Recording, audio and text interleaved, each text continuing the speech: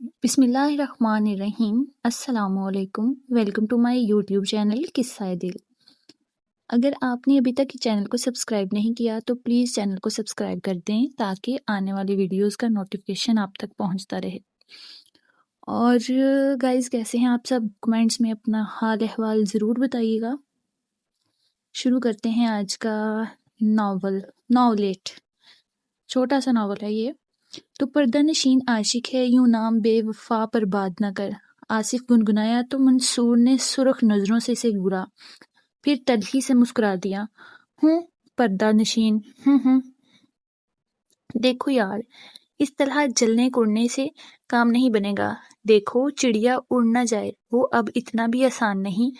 وہ زہر خند کے ساتھ بولا تھا۔ کیا پردہ نشین وعدہ کر گئی ہے؟ ابھی تو وہ بولنا سیکھے گی، شاید پردہ بھی کر سکے۔ منصور نے جل کر کہا تھا، یار ایسی تو پرابلم بھی نہیں ہے کوئی، پھر تمہارا رویہ سمجھ میں نہیں آ رہا۔ آصف نے الجھے ہوئے انداز میں کہا تھا، ہاں خیر الجھن تو کوئی نہیں ہے، چھوڑو یار کوئی اور بات کرو۔ واہ صاحب کیا تبدیلی ہے مزاج کی، کہاں تو یہ عالم تھا کہ یا تو کرے یا ہر شخص اس کی گفتگو، یا ہم سے کوئی گفتگو نہ کرے۔ وقت کی بات ہے، وہ بے نیازی سے بولا تھا۔ میری تو عقل حیران ہے کہ یار تم کوئی اور بات نہیں کر سکتے۔ وہ جھلا گیا تھا اور آصف نے بات کاٹ دی تھی۔ کر سکتے ہیں، کیوں نہیں؟ ہم تو حق کے دوستی نبھانے آئے تھے، تمہاری حسب پسند بات کرنے کی کوشش کر رہے تھے۔ تو نہیں، تیرا ذکر ہی صحیح۔ آصف چھیڑنے والے انداز میں مسکرایا تو منصور نے رول کیا ہوا میگزین میز پر دے مارا تھا۔ آصف نے ڈرنے کی اداکاری کی اور کمرے سے باہر نکل گیا تھا۔ منصور گہری سوچ میں مستغرق تھا کہ ساتھ کے کمرے سے مشکین کی آواز گانے کی صورت میں اس کے کانوں میں اترنے لگی۔ دل جلتا ہے تو جلنے دے، آنسو نہ بہا، فریاد نہ کر۔ تو پردہ نشین کا عشق ہے یوں نہ وفا برباد نہ کر۔ وہ بیچو تاب کھانے لگا تھا۔ یقیناً یہ آصف کی شرارت تھی۔ اس کا جی چاہا تھا جا کر آصف کی گردن دبوچ لے، لیکن بس خون کا گھونٹ پی کر رہ گیا تھا۔ گھرانہ تو بے حد اچھا ہے، بہت روایتی اور قدامت پسند ہے، یہ تو کوئی عیب نہیں ہے۔ لڑکے کو ماشاءاللہ بہت لائق فائق اور زمانہ ساز نظر آتے ہیں۔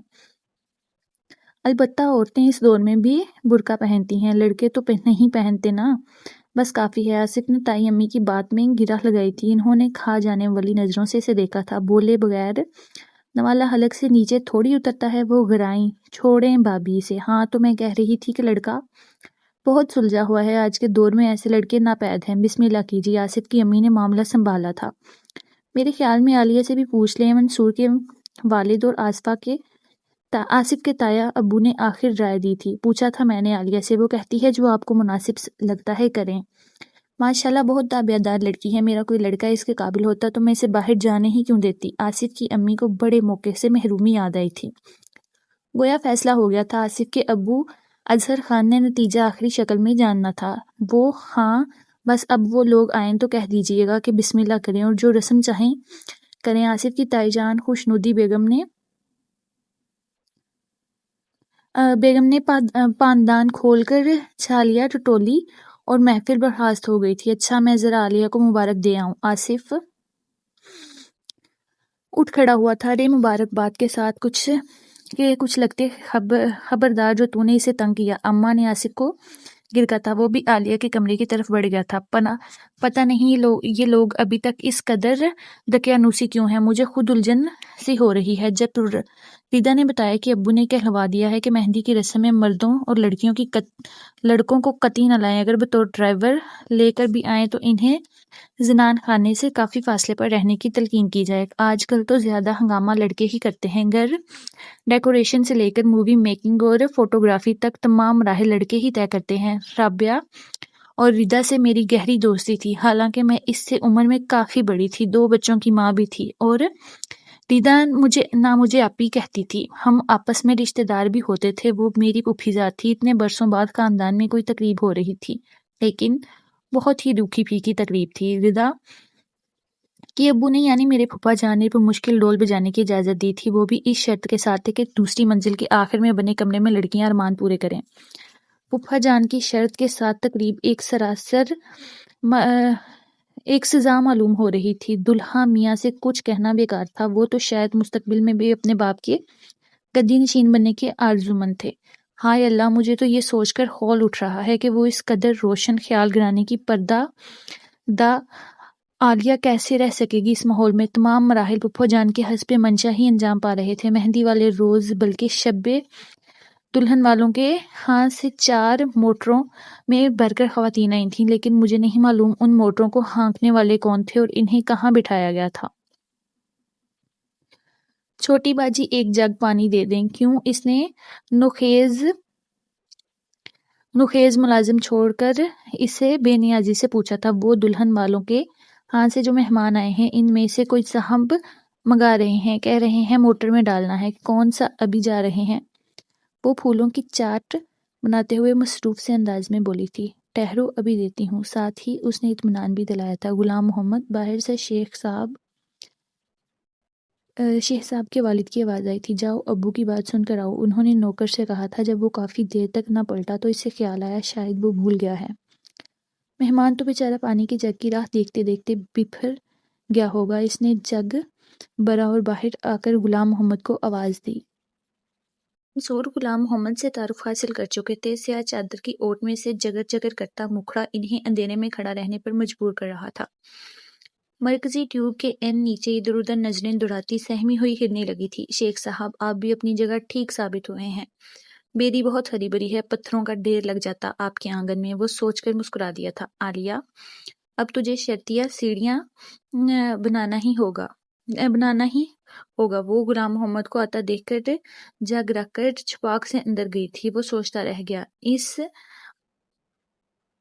جھلک کا تذکرہ اس نے آصف سے کرنا نہایت ضروری سمجھا تھا۔ یہ اور بات کے تذکرہ کر کے بہت پچھتایا تھا۔ آصف کو تو سرہات آ گیا تھا۔ اے بھائی منصور، کالی کملی اوڑے ہوئے تھی یا در حقیقت خود ہی کملی تھی؟ یار ویسے لڑکی بہادر ہے۔ جگ اٹھائے خود ہی برآمدے میں آ گئی، اور جو آتے جاتے پیچھے سے اس کے ابا آ جاتے۔ آصف بہت شوق ہو چلا تھا اور منصور نے سر پیٹ لیا تھا۔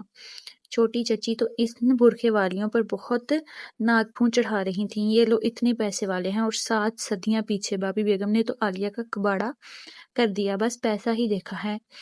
امر واقعہ تھا کہ بابی بیگم نے بارات کے روز اپنی نہیں دیورانی کی ڈیوٹی لگا رکھی تھی کہ ان پردہ نشینوں کو اندر ہی کھانا کھلا دیں۔ باہر تو ہر طرف مرد لڑکے دندناتے پھر رہے تھے۔ بیچاریاں ڈھنگ سے کھانا بھی نہ کھا سکیں گی، اور پھر وہ لڑکیوں کے مقابلے میں ذمہ دار بھی ثابت ہوں گی۔ لڑکیاں تو نری لاپرواہ ہیں، کہیں سمدھیانہ شاکی نہ ہو جائے۔ تو انہوں نے بخوشی حامی بھر لی تھی کہ کھانے کے عمل کی نگرانی ہی تو کرنا ہے، کون سا نوالے بنا بنا کر منہ میں ڈالنے ہیں۔ لیکن جلد ہی حقیقت عیاں ہو گئی تھی کہ ان پردہ نشین خواتین کو لڑکے والے ہونے کا زیادہ ہی احساس ہے۔ بہن، یہ قورمہ بہت ٹھنڈا ہے۔ چچی جان نے بڑی کندہ پیشانی سے ڈونگے بدلوا دیے تھے۔ بہن، سلاد میں کیڑے کی قتلیں ہی نہیں ہیں۔ انہوں نے سلاد کے لیے خصوصی آرڈر دیا۔ سلاد آ گیا۔ بہن، بریانی تو لگ رہا ہے نری پیاز سے بکھری ہوئی، بوٹیاں تو ہیں ہی نہیں۔ چچی جان نے کمال ضبط کا مظاہرہ کرتے ہوئے بوٹیوں سے بڑی ڈشیں منگوائی تھیں۔ باہر منصور بے چین منتظر تھا کہ وہ بارات کے ساتھ تو آئی ہوگی، نکلے گی تو انشاءاللہ ایک جھلک تو ملے گی۔ انہوں نے اللہ سے امید لگائی، مگر عین وقت پر خرگوش کو نیند آ گئی۔ یعنی باہر سے ان کا بلاوا آ گیا کہ دولہا کے والد یاد فرما رہے ہیں۔ وہ جھلا کر باہر چلے گئے تھے۔ ان سے نپٹ کر جلد ہی لوٹے۔ چچی جان نوکر سے دسترخوان سمیٹوا رہی تھیں۔ کھانا کھا لیا ان لوگوں نے؟ وہ بیچارگی سے گویا ہوئے تھے۔ شکرانے کے نفل پڑھنے جا رہی ہوں، وہ جل کر بولی تھیں۔ خیرت تو ہے؟ وہ حیران ہوا تھا۔ میاں بہن کے گھر ہفتے میں نہ سہی 15 دن میں ہی سہی ایک بکرا بھجوا دیا کرنا، بریانی میں گردے ٹٹولتے ہیں عالیہ کے سسرال والے، بہت خوش رکھیں گے بہن کو۔ وہ باہر چلی گئی تھی اسے الجھن میں ڈال کر۔ حالانکہ وہ پوچھنا چاہ رہا تھا کہ یہ بکرے کی فرمائش عالیہ کے سسرال والوں کی ہے تو بہت انوکھی ہے۔ وہ سر کھجاتا باہر نکل گیا تھا۔ عالیہ کی رخصتی کے وقت دوسرے دروازے سے یقیناً وہیں بیٹھ رہی تھی۔ چہرے پر نقاب تھا، مگر تیز روشنیوں میں دھودیا رنگت جھلک مار رہی تھی اس پر سے کبوتر جیسے خوبصورت پاؤں جو نہایت خوبصورت لگ رہے تھے۔ شیخ صاحب، پاؤں کا پردہ بھی کروا دیجئے، کہیں ہم ٹاپتے نہ رہ جائیں۔ رخصتی کا وقت تھا، عالیہ سسک رہی تھی۔ اس کی توجہ فوراً ہی بٹ گئی تھی۔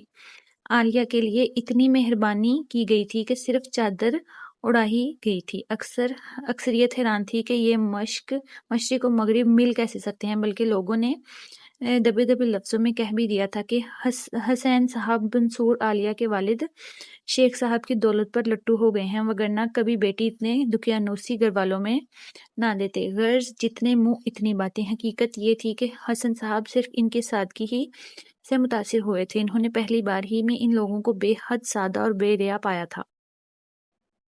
ان کے نزدیک اس گھرانے پر اللہ کی رحمت ہے، رزق کی فراوانی، گھر اور سواری کی نعمت، اس پر سب سے زیادہ سادگی اور مذہب سے محبت۔ اس پر شیخ صاحب کے تینوں بیٹے بے حد شائستہ اعتبار کے تھے۔ وہ عالیہ کو خوش بختی پر بے حد خوش تھے اور اس کی خوشیوں کے لیے دعا گو تھے۔ وہ رخصتی کے بعد بہت چپ سا وہیں کھڑا رہ گیا۔ بھائی کیا لکیر پیٹ رہے ہو؟ آصف نے چھیڑا تو وہ اسے گھورتا اندر چلا گیا۔ تعاقب میں آصف قہقہ مار کر ہنسا تھا۔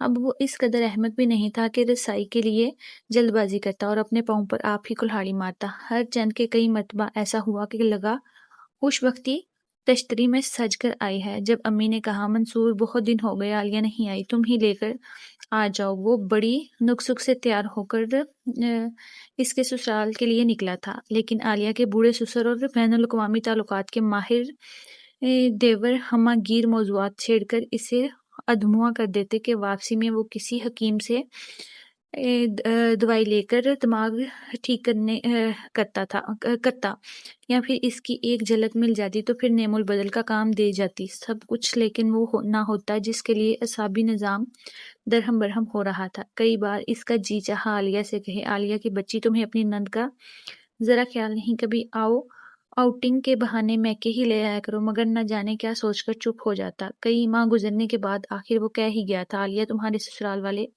کہیں آتے جاتے نہیں ہیں؟ لیجیے، کہاں نہیں آتے جاتے لوگ، گھر پر علیحدہ مہمانوں کی برسات رہتی ہے۔ میں تو رات 12 بجے تک خود کو کسی کافی ہاؤس کی ویٹر سمجھتی ہوں، ملنے ملانے کی تو کوئی حد ہی نہیں ہے بھائی جان، وہ ناگواری کے انداز میں بولی تھی، لیکن ہمارے ہاں تو اتنا نہیں آتے۔ آپ کون سا ہر وقت گھر پر ہوتے ہیں؟ اکرم انعام دیور کی کئی مرتبہ آئے ہیں، وہ تو خیر آتے ہیں، مجھے پتا ہے، وہ جلدی سے بولا۔ تو پھر اور کون سے لوگ رہ گئے ہیں؟ عالیہ نے بغور بھائی کی صورت دیکھی تو وہ چور کی داڑھی میں تنکے کے مقاصد بہن سے نظریں چرا گیا تھا۔ رہی ردا، اسے خود ہی کہیں آنے جانے کا شوق نہیں ہے۔ ایک روز بمشکل اسے اپنے ساتھ کلینک لے گئی تھی، واپسی میں یہاں بھی لائی تھی، آپ تھے ہی نہیں، ظاہر ہے وہ چھٹی کا دن نہیں تھا۔ منصور ذرا کھسیا گیا تھا یہ سوچ کر کہ عالیہ اس کی سوچ کی تہہ تک پہنچ گئی ہے۔ عالیہ نے غور سے بھائی کی طرف دیکھا اور اٹھ کھڑی ہوئی، اس کے ہاتھ میں پڑی طلائی چوڑیاں کھنکھنا اٹھی تھیں، انہی کے شور میں وہ آہستگی سے مگر تلخی سے بولی تھی، ایسا سوچیے گا بھی نہیں، کانٹوں کا سفر ہے، یہ کہہ کر باہر چلی گئی تھی۔ منصور چکرا کر رہ گیا تھا، سیڑھی ہی مضبوط نہیں تھی، اوپر جانا تو مسئلہ ہو گیا تھا، کہیں یہ نند باوج والی جیلسی تو نہیں ہے، اس نے سوچا، پھر سر جھٹک کر کھڑا ہو گیا۔ اٹھو میاں منصور، ٹرائی اگین۔ اب اس نے ٹھوس اور مستحکم بنیادوں پر قدم اٹھانے کا فیصلہ کیا تھا، یعنی ڈائریکٹ ماں سے بات کر لی۔ وہ تو ایسے اچھلی گویا بچیوں نے ڈنگ مارا ہو۔ ہوش میں تو ہو منصور، یعنی ادلا بدلا کبھی نہیں مانیں گے وہ، خواب مخواہ بات گنوانی ہے۔ سچی بات تو یہ ہے کہ میں خود اس کے حق میں نہیں ہوں، آج کے دور میں وٹا سٹا کرنا آگ سے کھیلنا ہے، یہ سب جہالت کی باتیں ہیں۔ امی آپ پلیز ٹرائی کریں۔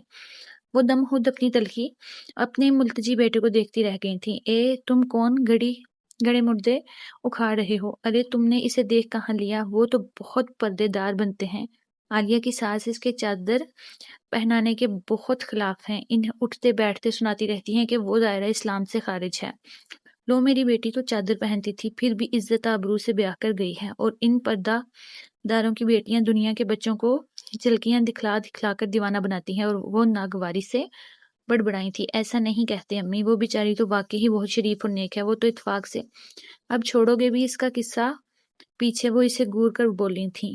نہیں، جب کوئی خرابی نہیں ہے تو میری آرزو پوری کیوں نہ ہو؟ وہ گویا اٹل تھا۔ منصور کی والدہ کو ردا ناپسند تو نہیں تھی، بس وہ رشتے کی نزاکت اور عالیہ کے سسرال والوں کے رد عمل کے خیال سے ہچکچاہٹ محسوس کر رہی تھی۔ وہ کچھ نرم سی پڑ گئی تھی، پھر بھی منصور کو ٹال دیا۔ اچھا، کوشش کریں گے، پہلے تمہارے چچا اور بابا سے تو مشورہ کر لیں۔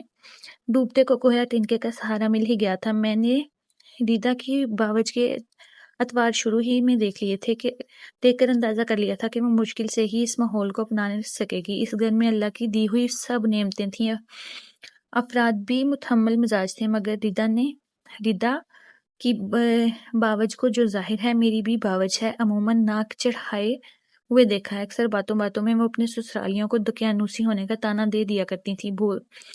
مجھے برا بھی لگتا تھا، اسے اس گھر میں تکلیف کیا ہے؟ ردا سے کہہ کر وہ نیک دل لڑکی ہنس کر بولی تھی، بھابی کے لیے یہ ماحول نیا ہے، آہستہ آہستہ ہی عادی ہوں گی۔ ارے وہ تو پھوپھا جان کا نام بھی دانت پیس کر لیتی ہیں، رشتے تو لڑکیوں کے مانگے ہی جاتے ہیں۔ ایسا بھی ماحول ناپسند تھا تو شروع میں ہی دیکھ لیتے، کیوں کیا تھا رشتہ منظور؟ مجھے واقعی ہی غصہ آ رہا تھا۔ مجھے نظر انداز کر کے وہ اپنے کمرے میں بیٹھ گئی تھی۔ میں کتنے پیار سے ملنے آئی تھی۔ چھوڑیں آپا، سب کا مزاج ایک جیسا نہیں ہوتا، نئے لوگ ہیں ابھی ہم ان کے لیے۔ ردا نے میرا غصہ ٹھنڈا کرنا چاہا تھا۔ ایسے کیا مور پنکھ ٹانگے پھر رہا ہے؟ عالیہ کا سسرال بھابی بیگم آصف کی امی یعنی چچی جان نے تنگ کر کہا۔ غالباً عالیہ کوئی بارات کے روز جو انہوں نے پردہ نشینوں کو کھانا کھلوایا تھا اس کی تھکن ابھی تک نہیں اتری تھی۔ ارے مور پنکھ تو بادشاہ زادیوں کے بھی نہیں ٹنکے ہوتے۔ منصور کی ضد ہے عائشہ، اور تم جانو اس کی ضد اٹل ہوتی ہے۔ تم نے تو دیکھا انہیں اس کا اندازہ، انہوں نے پان جو چوننا سلیقے سے پھیلایا تھا۔ ارے یہ تو سراسر کنویں میں چھلانگ مارنے والی بات ہے۔ ادلے بدلے کی شادیاں تو اب دیہاتی بھی نہیں کرتے، ڈرتے ہیں۔ چچی جان اپنے موقف پر ڈٹی ہوئی تھی۔ ارے یہی میں بھی سمجھایا ہے، اس کی سمجھ میں نہیں آتی کوئی بات۔ وہ لاچاری سے بولی تھیں۔ تو پھر آپ کہہ دیجئے کہ ہم سے کوئی ذمہ داری نہیں ہوگا، ہم میں سے کوئی ذمہ دار نہیں ہوگا، کل کو ہم سے کچھ نہ کہے۔ تو اور کیا، یہ تو میں نے اس سے کہنا ہی ہے۔ خوش نودی بیگم نے کھٹاک سے پاندان بند کیا تھا۔ عائشہ، ہم تو ابھی اپنی ہی مونچھوں کو تاؤ دیے رہتے ہیں۔ عالیہ کے سسرال والے، اللہ معلوم کس رد عمل۔ ہاں، یہ میں کیا سن رہی ہوں؟ آپ لوگوں کی مونچھیں نہیں کر رہی ہیں کیا؟ ہمارے خاندان میں مردانہ مونچھوں کی قلت ہو گئی ہے جو آپ لوگوں پر یہ برا وقت آ رہے۔ ارے چپ لڑکے، تائی امی کی آصف کی دخل اندازی پر تاؤ آیا تھا۔ تجھے ہر دم مذاق کی سوچتی ہے لڑکے، وہ جھلا کر بولی تھی۔ کسی کام کا ہی نہیں تو ہر وقت منصور کی ناک کی نکیل بنا رہتا ہے، سمجھا نہیں سکتا اسے؟ ماں نے بھی بیٹے کو گرکا تھا۔ جب میرے باپ، تایا اور چچا اس کنویں میں چھلانگ لگا رہے تھے تب میری روح آسمان میں تیر رہی تھی، ورنہ میں تو انہیں بھی سمجھانے کی کوشش کرتا۔ ویسے تائی امی، مجھے یہ بات ثابت کریں کہ اس دنیا پر سمجھانے کا کوئی اثر نہیں ہوتا۔ بڑی ہوئی آبادی اس کا بین الاقوامی ثبوت ہے۔ وہ سر کھجاتے ہوئے شرارت سے بولا تھا۔ ارے میں بھی کس سے کہہ رہی ہوں، یہ کس قابل ہوتا تو میں عالیہ کو باہر جانے ہی کیوں دیتی؟ نہ عالیہ غیروں میں جاتی، نہ یہ سب بکھیڑا بکھرتا۔ انہوں نے بیٹے کو کھا جانے والی نظروں سے گھورا تھا۔ اس نے کسکنے میں ہی عافیت سمجھی، حالانکہ وہ ماں کو گھر واپس لے جانے کے لیے اپنے مشاغل میں سے تھوڑا سا وقت نکال کر آیا تھا۔ بھابی بیگم یہ سمجھ میں نہیں آئی کہ اس پردے کی بو کو منصور نے دیکھ کہاں لیا۔ ارے شادی بیاہ کے موقعوں پر تو ایک ہڑبونگ مچی ہوتی ہے، دیکھ ہی لیا ہوگا کہیں نہ کہیں، اور پھر قسمت کی بات ہوتی ہے۔ خوشنودی بیگم بیزاری سے گویا ہوئی تھی۔ اول تو آپ منصور کو قائل کرنے کی کوشش کریں، ورنہ دوسری صورت میں ظاہر ہے بات ماننا ہی پڑے گی، یا پھر آپ کو کوئی ایسی تدبیر کیجیے کہ عالیہ کے سسرال والے خود ہی انکار کر دیں۔ ارے میں یہ سب بھی کر لیتی، منصور کے باپ کو تو قابو میں آئیں، وہ بھی کہہ رہے ہیں کہ کیا مضحکہ ہے، یہ تو خوشی کی بات ہے، اتنی نیک بچی ہماری بہو بنے۔ ایک بات میں بھی سوچ رہی ہوں عائشہ، ویسے اس میں عالیہ کا بھی بھلا ہی ہوگا، عالیہ کے سسرال والے ہم پر کسی وجہ سے بھی حاوی نہ ہو سکیں گے، لیکن بھابی بیگم یہ بات بھی ہے کہ اگر بگاڑ حد سے بڑھ جائے تو دونوں پارٹیاں ہی نقصان اٹھاتی ہیں۔ خدا نخواستہ، عائشہ صاف گوئی سے بولی تھی۔ کہتی تو تم ٹھیک ہو عائشہ، اس لیے تو تمہیں بلاوا بھیجا ہے کہ میں نے، ورنہ 2 دیورانیاں اور بھی ہیں، مگر مشورہ دینے میں تم کبھی ڈنڈی نہیں مارتی۔ آپ کی قدردانی ہے بھابی جان، مگر اب میں چلوں گی، اب رات کا کھانا کھا کر جانا۔ نہیں، بس پھر دیر بہت ہو جائے گی۔ ابھی رشتہ ڈالنے کی تیاریاں ہو ہی رہی تھیں کہ عالیہ کی شکایتیں بڑھ گئیں، جنہیں منصور بھی سنا کرتا تھا، اور عالیہ کو نادان جان کر نظر انداز کر دیتا تھا، مگر اس روز شام کو جو ہی اس نے گھر میں قدم رکھا، عالیہ کی سسکیوں نے اس کا سواگت کیا۔ وہی جہنم ملا تھا۔ امی آپ کو میرے لیے میں نے بہت برداشت کیا ہے، مگر یہ غلیظ بات میں نہیں سن سکتی۔ میں نے برقعے پہننے سے انکار کیا تو ساس صاحبہ کہنے لگیں، بیاختہ عورتوں کی بے پردگی کیا معنی، اس کو منزل مل چکی، یہ کنواری لڑکیوں کے ڈکوسلے ہیں کہ لڑکوں کو اپنا آپا دکھا کر رجاتی ہیں اور پھانستی ہیں۔ تمہاری تو کنوارے پن سے ہی عادت ہوگی، اپنا آپ سارے جہاں کو دکھاتی پھرتی ہوگی۔ اور آگے جو کچھ عالیہ نے کہا منصور کے لیے ناقابل برداشت تھا۔ ایک پل میں اس کی ذہنی دنیا میں انقلاب آیا تھا۔ خود کو بمشکل سرد کر کے اس نے عالیہ اور ماں سے بات چیت کی تھی اور کہا تھا کہ اگر عالیہ کا شوہر لینے آئے تو وہ خوش خلقی سے استقبال کریں اور عالیہ کو بھیج دیں۔ اور پھر اس نے ماں اور بہن سے بے حد سرد لہجے میں کہا تھا، امی ردا کو اس گھر میں ضرور آنا چاہیے، ہر قیمت پر، میں خود نپٹوں گا اب ان لوگوں سے۔ وہ تیز قدموں سے کمرے سے باہر چلا گیا تھا۔ خوشنودی بیگم اور عالیہ اس کے ذہن میں اتر چکی تھی، انہوں نے اس کے ارادے بھانپ لیے تھے۔ یہ عالیہ کی بہت بڑی کامیابی تھی۔ اب یقیناً دولت مند سسرال پر حکمرانی کا وقت قریب تھا، بلکہ اب آیا چاہتا تھا۔ اسے گھٹن تھی تو اس بات کی کہ وہ دولت کا بے دریغ استعمال نہیں کر سکتی تھی، جبکہ اس کی دلی خواہش تھی کہ لوگ اس کی شان و شوکت سے مرغوب ہوں۔ وہ عالی شان ہوٹلز، ریسٹورنٹس میں کھانا کھانے، گھومنے پھرنے کوئی جائے اسے ٹوکنے والا نہ ہو، اور اب یقیناً اس کے خوابوں کی تکمیل ہوا چاہتی تھی۔ وہ شریف لوگوں کو سرے سے ہی خلاف تھی۔ اس نے عدلے بدلے کے رشتے کے لیے، لیکن ان لوگوں نے بھی انہیں اپنا ہم نوا بنانے کے لیے کوئی کسر نہ اٹھا رکھی تھی، اور آخر کار میدان جیت ہی گئے۔ اس رشتے کی سب سے بڑی مخالفت میں عالیہ کے اعتبار سے مجھے بے حد دڑکے تھے۔ ردا اس کے مقابلے میں بے حد کم عمر اور سادہ تھی۔ جب پھپھا جان نے رشتے کی حامی بھری تو مجھے ردا پر ٹوٹ کر ترس آیا تھا، میرا دل بیٹھ گیا تھا۔ ہائے یہ پھپھا جان نے کیا کر دیا۔ منصور بہت شائستہ اور اتوار اور خوبرو نوجوان تھا، مگر میں صرف منصور کو نہیں، پوری لوکیشن کو دیکھ رہی تھی۔ میں نے پھپھو کو دبے دبے لفظوں میں سمجھانے کی کوشش واقعی کی تھی، جس پر وہ بولی تھی، بیٹی وہموں کو اتنا نہیں پھیلانا چاہیے، اکلوتا لڑکا ہے، اچھا لڑکا ہے، اور بیٹی نصیب اچھے ہوں تو سب اچھا ہو جاتا ہے، اگر برے ہوں تو انسان کی ہر احتیاط اکارت چلی جاتی ہے۔ انہوں نے اللہ توکل سے مجھے لاجواب کر دیا تھا۔ پھر وہ دن جلد ہی آ گیا جب ردا کو دلہن بنایا گیا تھا۔ کوتی چہرے پر ٹوٹ کے نور برسا تھا۔ میں نے اس کے بے تحاشا پیار لے ڈالے تھے۔ وہ بہت گھبرائی ہوئی تھی، میرے ہاتھ تھام کر بولی تھی، آپ میرے ساتھ چلیے، مجھے ڈر لگے گا۔ میں نے اس کی بھولے پن پر مسکرا دی، بیوقوف تو مستقبل کی ملکہ ہے، اور بادشاہ ملکہ بڑے حوصلے والے ہوتے ہیں۔ پھر میں نے شرارت سے جھک کر پوچھا، کیا منصور سے ڈر لگ رہا ہے؟ اس پر وہ اس قدرے شرمائی کہ پھر مجھ سے نظریں نہیں ملا پائی تھی۔ ولیمے کی صبح جب ہم ناشتہ لے کر ردا کی سسرال پہنچے تو وہ گاؤ تکیے سے ٹیک لگائے اخبار کا رنگین صفحہ دیکھ رہی تھی۔ رات والے میک اپ کا ہلکا سا نشان بھی اس کے چہرے پر نہیں تھا۔ گہرے فیروزی رنگ کی شلوار قمیض جس کے دوپٹے پر باریک سا لٹکن لگا ہوا تھا، اس پر پھر بھی بہت سج رہا تھا۔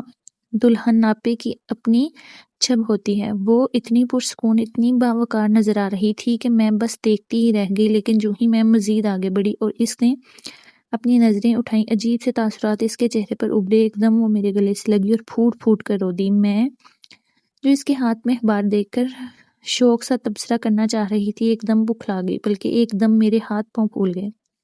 ردا میری گڑیا، میری جان، اس کی ہچکیوں پر میرا دل کانپ گیا تھا۔ کیا ہوا؟ کیا کسی نے کچھ کہا ہے؟ بتاؤ نا چندا، میرا دل بیٹھا جا رہا ہے۔ دیکھو کوئی آ جائے گا تو کیا سمجھے گا۔ میں نے اسے پرسکون کرنے کی ہر ممکن کوشش کی تھی، مگر میرا دل انجانے وہموں سے لرز رہا تھا۔ اس طرح تو رات رخصتی کے وقت بھی نہیں روئی تھی۔ کیا بات ہے ردا؟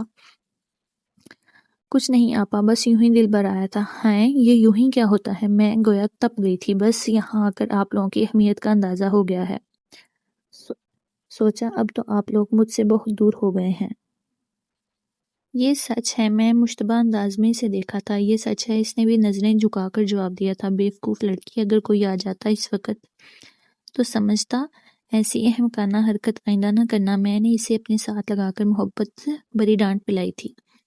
زندگی میں اتنی ہمہ ہمی ہے کہ وقت سرکنا کا پتہ ہی نہیں چلتا۔ میں الگ گھر گرہستی والی عورت بچوں کی پرورش میں الجھی تو اپنا ہی ہوش نہ رہا۔ ردا کہ ہاں کبھی کبھار ہی آنا جانا ہوتا تھا، وہ خود بہت ہی کم میرے پاس آیا کرتی تھی۔ ایک بار جب میں نے اسے نو بیاہتا جوڑے کی دعوت کی تو دوسری بار اپنے گول مٹول سے بیٹے کو لے کر آئی تھی۔ میری حساس نظر نے آج تک اس کے چہرے پر خوشی کا کوئی رنگ نہ دیکھا تھا۔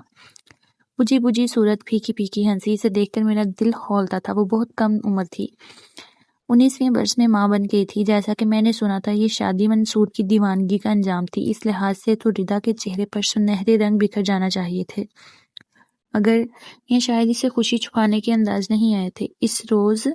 ایک روز اس کا ہراساں کرنے والا بلاوا آ گیا تھا۔ آپا جتنی جلدی ہو سکے آ جائیں، اس طرح اس نے کبھی نہیں بلایا تھا۔ میں تو گرتی پڑتی اس کے پاس پہنچی تھی۔ گھر میں الو بول رہے تھے، ارے تمہاری ساس کہاں ہے؟ میں نے گھبرا کر اسے دیکھا، وہ سفید دلہا لٹھا ہو رہی تھی۔